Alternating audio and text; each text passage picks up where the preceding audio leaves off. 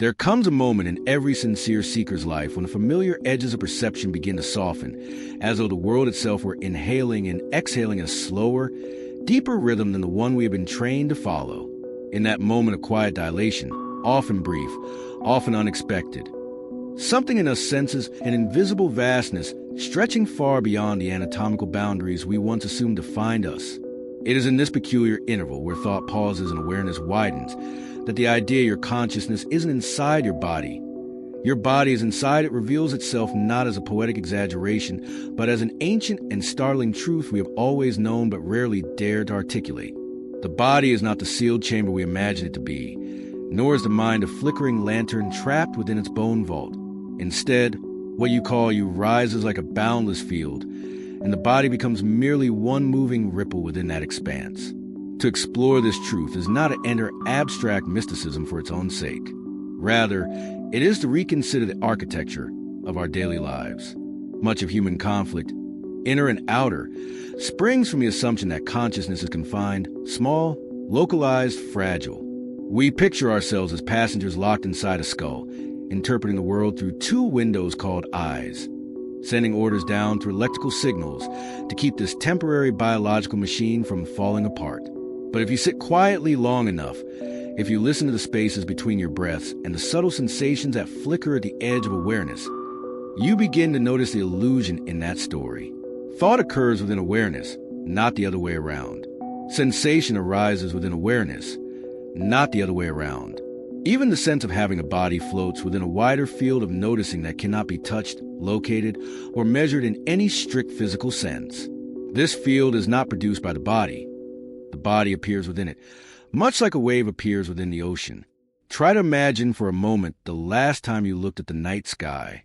You were standing there, perhaps with quiet mind or perhaps full of thoughts, but either way the stars stretched across the horizon without asking your permission to exist. Your gaze reached outward effortlessly, but the act of seeing did not merely travel from your eyes to the heavens. Something in you expanded outward to meet the sky. The boundary between you and the night was thinner than you realized. In that moment, your awareness wrapped itself around the world, encompassing far more than a narrow frame of your physical vantage point.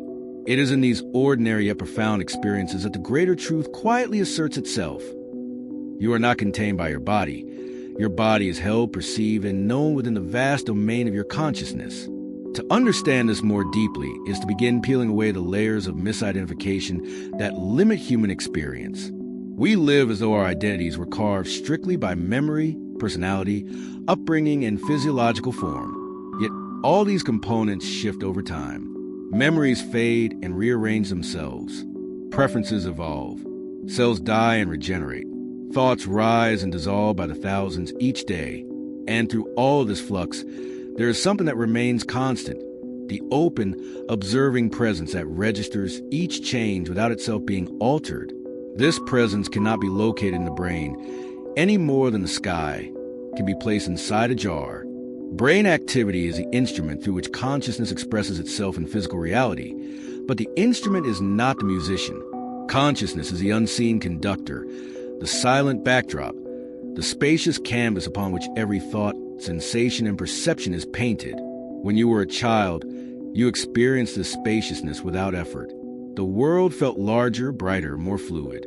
You didn't feel separate from the places you explored or the people you loved. You were immersed in a flow of experience, porous and receptive.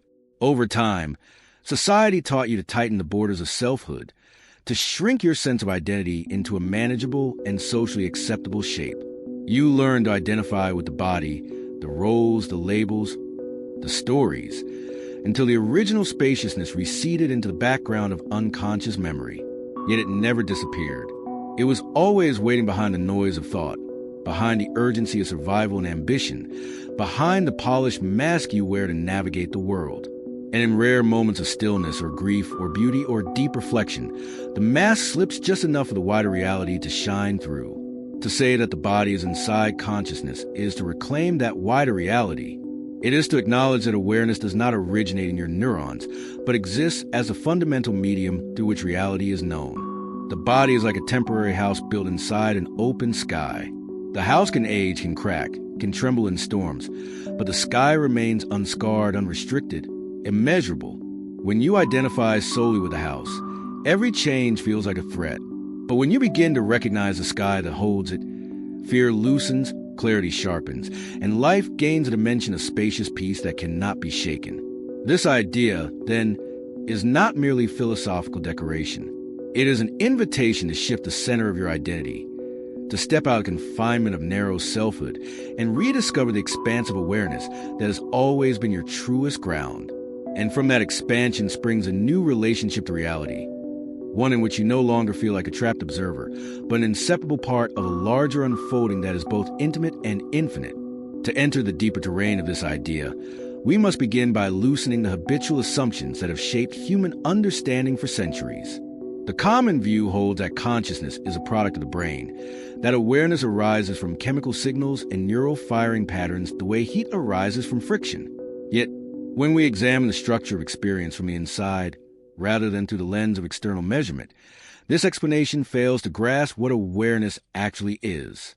Neural activity can describe correlations, what happens in the brain when you see, when you think, when you feel, but it cannot describe the luminous quality of seeing itself, the felt presence of being aware, the part of you that knows you are thinking or remembers you are alive.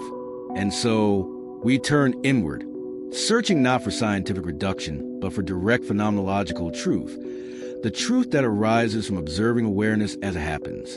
What you discover when you do this is that awareness cannot be dissected. It cannot be pulled apart or found in any particular place. When you look for it, you cannot locate it behind your eyes, nor can you confine it to the contours of your skull. Awareness has no shape, no edges, no thickness, no material form. And yet it is undeniably the medium through which every perception appears. In this way, it resembles a clear, infinite field in which thoughts move like clouds. The clouds come and go, forming shapes and patterns, dissolving and reforming, but the open sky that holds them is unchanged. The mistake most people make is confusing themselves with the clouds rather than the sky, believing that the content of consciousness is their identity rather than recognizing consciousness itself as a fundamental ground. This distinction becomes clearer when you observe how perceptions arise. When you hear a sound, the sound does not appear to the ear. It appears in awareness. The ear may register vibrations and send electrical impulses to the brain, but the actual experience of the sound emerges in the field of consciousness, not within the physical apparatus. Similarly, when you close your eyes and imagine a memory, the picture does not appear inside the head like a photograph stored in a box. It appears within the same vast field, which has neither location nor direction. Even physical pain, perhaps one of the most compelling sensations tied to body, is experienced within consciousness, not inside a nerve ending. If you observe carefully, you will see that all sensations arise in this open space, and the concept of a body is simply a cluster of sensations gathered into a single idea. This leads us to the first major theme, the illusion of localization. Human beings are conditioned to believe that awareness is located somewhere inside the body, because our sensory organs face outward and present the world to us in a seemingly directional way. But when you reverse the perspective and analyze experience itself, direction dissolves. Awareness is not behind the eyes. It is the space in which seeing occurs. It is not inside the brain. It is the vast ground in which thoughts emerge and dissolve. The body is perceived, the world is perceived, the mind is perceived, but the perceiver itself remains boundless and without form. To realize this is not a mental exercise, but a shift in identity, from the confined to the limitless, from the temporary to the ever-present. The second theme follows naturally, the primacy of consciousness. Instead of viewing consciousness as a byproduct of the brain, we begin to see the brain as a localized interface through which consciousness interacts with the physical world. Just as a radio does not create the broadcast, but serves as a receiver and interpreter of invisible signals, the brain organizes sensory inputs, memories, and thoughts into coherent patterns. Yet the awareness that experiences those patterns exists independently of the physical machinery. When the radio is damaged, the broadcast does not cease to exist. Only the ability to receive is impaired. In the same way, the deterioration of the brain affects the clarity and coherence of experience, but it does not negate the existence of awareness itself. From this arises the third theme, the fluidity of identity. If we accept that the body is inside consciousness rather than consciousness inside the body, then the boundaries that define self must be reconsidered. Identity becomes less about the specific form you inhabit and more about the continuum of awareness that permeates every moment. The body becomes a temporary expression within a larger field, much like a wave is a temporary expression of the ocean. The wave is unique in shape and movement, yet inseparable from the water. It cannot be isolated, cannot exist independently, and its rise and fall do not affect the ocean's depth or vastness. To identify solely with a wave is to live in fear of dissolving. To identify with the ocean is to understand that every form is temporary, yet the essence that animates them is eternal. A fourth theme emerges when we consider how deeply conditioned the human mind is to cling to form. The world teaches us to anchor our identity in roles, histories, accomplishments, beliefs, and physical attributes. This creates tension because all of these facets are in constant flux. We cling to what is always changing and then suffer because change is inevitable. But when identity shifts from form to awareness, from a body to the field in which the body appears, a quiet liberation occurs. You begin to understand that life does not happen to you. It happens within you. Experiences do not enter consciousness. They arise out of consciousness. And this subtle inversion of perspective dissolves the sense of being a vulnerable observer trapped in a chaotic world, replacing it with a profound recognition that you are the spaciousness in which the entire world unfolds. The final theme revolves around the interconnectedness of all beings. If every person is not a separate consciousness inside a separate body, but a unique expression arising within the same universal field, then separation becomes an illusion. The boundaries that divide us are conceptual rather than existential. We begin to sense behind the multiplicity of forms. There is a single awareness experiencing itself through countless perspectives. This does not diminish individuality. Rather, it contextualizes it within a larger unity. Each life becomes a window through which consciousness explores different angles of itself, learning, expressing, evolving, and dissolving into new forms. These themes, woven together, create the foundation for understanding what it truly means to say that the body is inside consciousness. It is not an abstract philosophy, but a direct experiential truth that becomes clearer each time you turn inward and investigate the nature of your own awareness. And as we continue, this foundation will allow us to step into the symbolic narratives that illuminate the deeper dimensions of this idea. To understand the nature of consciousness more intimately, it helps to step beyond conceptual explanation and enter the realm of symbols, allegories, and inner myths. These stories do not offer literal truth, yet they reveal something deeper, an intuitive truth that the intellect alone cannot grasp. They are like lanterns illuminating the subtle terrain of the psyche, guiding us toward insights that would otherwise remain hidden under the weight of analytical thought. When we say that your body exists within consciousness, not the other way around, we are navigating a territory where the literal meets the symbolic, and where the symbolic meets the experiential.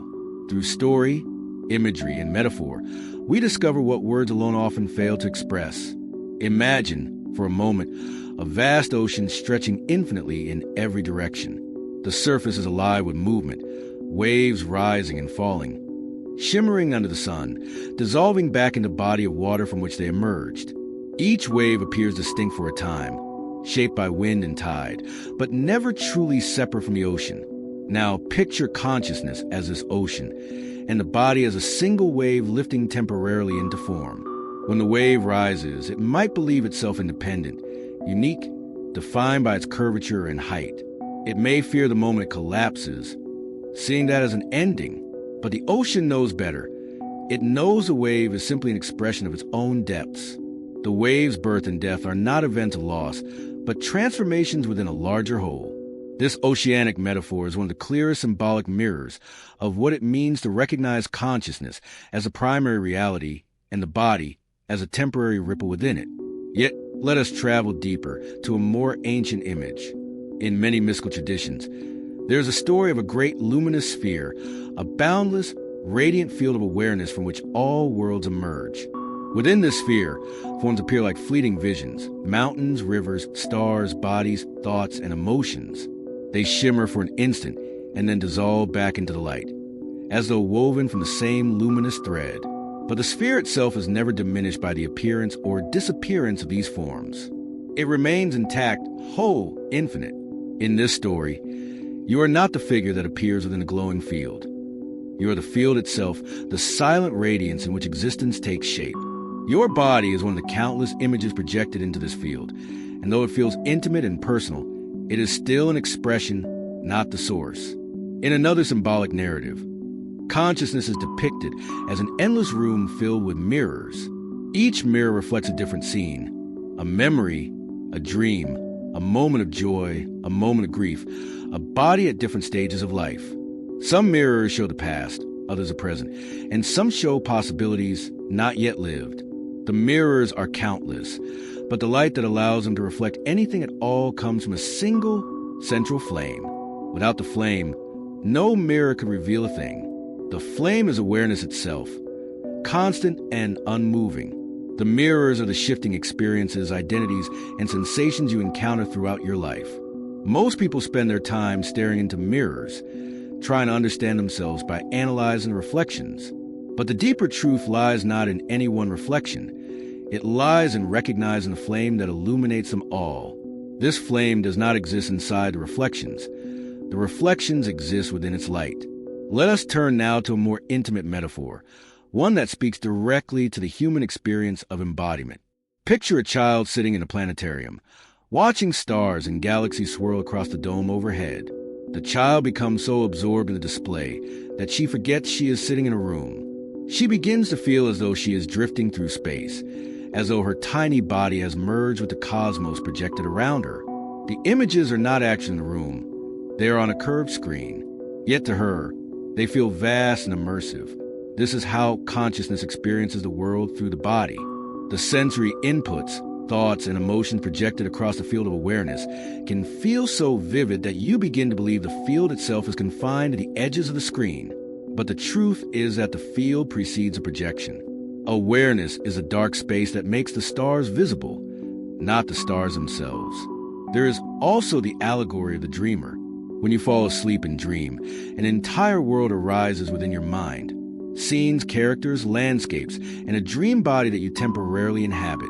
And yet the dream body walks within a dream world that is contained entirely within your awareness. When the dream ends, the world dissolves, the characters vanish, but the awareness that perceived them remains. If you imagine that waking life is a more stable dream arising within a larger field of consciousness, then the body becomes a dream body, and the physical world becomes a tangible dream world. The awareness experiencing it all is a deeper self that never sleeps, never changes, never dissolves. Another powerful symbolic narrative is that of the silent witness, standing at the edge of a river. The river represents a flow of life, sensations, emotions, thoughts, and physical experiences rushing past in a continuous current. Most people believe they are on the river, being carried away by its momentum, tossed by the waves of circumstance. They identify with the movement rather than the awareness observing it. But the witness is never in the river. The river flows within the witness's field of perception. When you realize you are the witness, not the water, a profound shift occurs. You see that the river cannot drown you, cannot confine you, cannot define you. It is simply something that appears within your consciousness, a passing phenomenon inside a larger, unmoving space. These symbolic narratives do not seek to replace reason but to enrich it. They reveal, each in their own way, that consciousness is a canvas, not the painting. The stage, not the actor. The vastness, not the form. The body is precious, intimate, miraculous, but it is not the container. It is contained. It is a temporary vehicle for the infinite, the doorway through which awareness explores the physical dimension. When you understand this not just intellectually but experientially, the relationship between self and world shifts at its foundations. Fear softens, expansion deepens, and the illusion of separation begins to dissolve. And with this understanding in place, we are ready to move into the territory where philosophy meets practical life, where symbolic insight becomes lived wisdom, when symbolic understanding begins to settle into the mind, when metaphors of oceans and mirrors touch something deeper than imagination. The next question naturally arises: how does this truth reshape the way I live? What does it mean in the day-to-day unfolding of life to recognize that your consciousness is not sealed within your body, but that your body arises within consciousness? It may seem lofty or abstract at first, yet this shift of identity, from the confined to the spacious, from the local to the all-encompassing, has profound and immediate implications for how you experience emotions, relationships, suffering, purpose, and even the structure of reality itself. The real transformation begins not in philosophy, but in the subtle ways perception reorganizes itself when you no longer treat awareness as something trapped inside a biological shell. Consider, for a moment, how you relate to emotions. When you believe consciousness is inside the body, emotions appear as forces invading your internal space. They feel like storms breaking into your sanctuary, threatening the stability of your inner world. Fear contracts your chest. Sadness tightens your throat. Anger heats your limbs. Yet when you shift perspective and understand that these sensations arise within the field of consciousness, not within a small, enclosed physical structure, their nature changes. Instead of being intruders, they become temporary waves passing through a much larger ocean of awareness. You no longer feel overwhelmed because nothing can overwhelm the space in which everything occurs. The wave can never be larger than the ocean. The emotion can never be larger than awareness.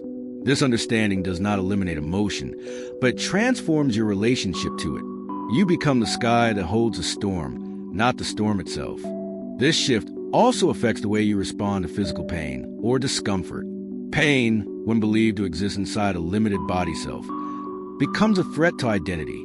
It feels like something attacking you, something to fight, resist, or fear. But if you observe closely, pain, like any sensation, appears within awareness. It has edges, textures, pulses, intensities, but does not fill the entirety of consciousness unless you allow identification to collapse into it. When you rest as a field rather than the form, pain becomes one experience among many, no longer the defining center of your existence. This is not denial, it is clarity. It is a recognition that while the body may suffer, awareness itself remains untouched, unharmed, undiminished. Relationships, too, undergo transformation when you see others not as separate consciousnesses sealed inside separate bodies, but as expressions within the same universal field. The illusion of separation softens, making empathy more natural and less effortful. Instead of trying to understand someone by projecting your own experience onto them, you begin to sense that both of you arise within the same spacious awareness, like two waves moving across the same surface. Conflict becomes easier to dissolve because you are no longer defending a fragile, isolated self. Compassion becomes less a moral duty and more a natural response, like the ocean embracing each wave equally without preference or resistance. This recognition can heal fractures in families, ease tensions in partnerships, and deepen friendships in a way that intellectual communication alone cannot achieve. Another profound implication lies in the way you approach the future, ambition, and purpose. When you believe you are confined self struggling through a vast and indifferent universe, the future becomes a battleground, something to conquer, control, or fear. But when you see that life is arising within consciousness rather than confronting it from the outside, the future begins to feel less like an adversary and more like continuation of the same unfolding field. You begin to trust the movement of life, not blindly but intuitively, much like a wave trusting the tide that carries it. Decisions are still made, goals are still pursued, but the tension dissolves. You are no longer fighting the flow. You are moving with it. Purpose becomes less about proving yourself and more about expressing the natural movement of awareness through your particular form. This reorientation also changes how you interpret adversity. When challenges arise, loss, failure, disappointment, they no longer feel like personal punishments inflicted upon a vulnerable individual. Instead, they appear as experiences moving to the field of consciousness, experiences that can shape, teach, refine, and expand you without diminishing the essence of who you are. The body may struggle, the mind may resist, but awareness remains constant. And in seeing this, resilience deepens. You become less fragile, not because you harden, but because you no longer hinge your identity on the temporary conditions of life. Even creativity is transformed when you inhabit this wider perspective. Inspiration no longer feels like something you must generate through effort. It feels like something that flows through you, arising from the same boundless field that holds your thoughts, emotions, and sensations. Artists, musicians, writers, and innovators often speak of moments when they feel like conduits rather than creators, when the boundary between self and expression dissolves. This is not coincidence. It is a natural expression of consciousness moving freely through form when the mind stops confining itself to a narrow identity. When you stop thinking of yourself as the isolated source of creativity, you allow something deeper, more expansive, more aligned to move through you in practical, everyday moments. This shift might express itself in subtle but transformative ways. You might notice that conversations feel lighter because you no longer carry the urgency of defending an egoic self. You might find that silence is more comfortable because you no longer fear the space between thoughts. You might catch yourself acting with greater presence because you're no longer absorbed entirely in mental narratives. Stressful situations might soften because you sense that the awareness observing them is larger than the stress itself. Even mundane activities, walking, eating, breathing, become richer when you experience them not as mechanical tasks performed by a confined body, but as expressions happening within a vast and unobstructed field of being. The greatest practical implication of all, perhaps, is a newfound sense of freedom. Not the freedom of doing whatever you want without consequence, but the freedom of knowing that your existence is not limited to the fragile structure of the body. When identity shifts to consciousness itself, fear of death begins to loosen its grip. Not because you adopt a belief or cling to a comforting idea, but because you see that everything that appears in consciousness, including the body, rises and falls without affecting the field itself. The wave dissolves, but the ocean remains. This understanding brings a profound calm, an unshakable center, a quiet courage that allows you to meet life fully without shrinking from its impermanence. Thus, the realization that your body exists within consciousness is not a philosophical luxury. It is a practical, lived truth that reshapes how you feel, how you relate, how you create, how you suffer, how you love, and how you live. It is the beginning of a deeper alignment between the form you inhabit and the awareness that holds it. As we arrive at the final movement of this exploration, the entire art of what has unfolded begins to draw itself into a single, coherent realization, one that does not belong to philosophy alone, nor to science alone, nor to spirituality alone, but instead belongs to a quiet inner knowing that has lived within you since the first moment you became aware of your own existence. Throughout these reflections, a subtle transformation has been taking place, not in the structure of your thoughts, but in the spaciousness behind them. You began by stepping into the possibility that consciousness is not bound within the physical body, but that the body, instead, rises and dissolves inside the boundless expanse of consciousness. From there, you travel through themes, images, metaphors, intermits, and real-world applications, each one peeling back a layer of the familiar story of selfhood, each one widening the aperture of your perception until the world itself felt less like a set of objects outside you and more like a continuous emergence within you. By now, the truth of this idea may feel less like a distant concept and more like something intimate and strangely familiar. You may sense a quiet collapse of boundaries, the subtle loosening of the tight frame through which you once viewed your existence. Perhaps the world feels slightly more luminous, more connected, or more fluid. Perhaps you feel that behind your thoughts, behind the ever-moving sensations of the body, behind the shifting tides of emotion, something steady and spacious has been watching. Something that has no age, no size, no edges. Something that cannot be threatened, diminished, or contained. That silent presence, the awareness has been with you through every chapter of your life, is what you truly are. Not the body, not the thoughts it generates, not even personalities shaped by memory and experience. Those are garments worn by consciousness, costumes for the play of existence. But the one wearing them, the open, luminous field in which all experience unfolds, is who you have been all along. If you sit with this realization, even briefly, life begins to change in subtle but profound ways. Situations that once felt heavy now feel lighter, because you no longer cling to them as part of fragile identity. Fears that once loomed large now soften, because nothing can threaten the awareness that perceives a fear. Relationships become richer, not because they become perfect, but because you no longer approach them as a separate self-seeking completion. Creativity flows more freely because it is no longer obstructed by self-doubt or egoic tension. Even the future feels different, not as a battlefield of unpredictable forces, but as an unfolding expression of the same consciousness that lives through you now. This recognition also carries within it a quiet and profound healing.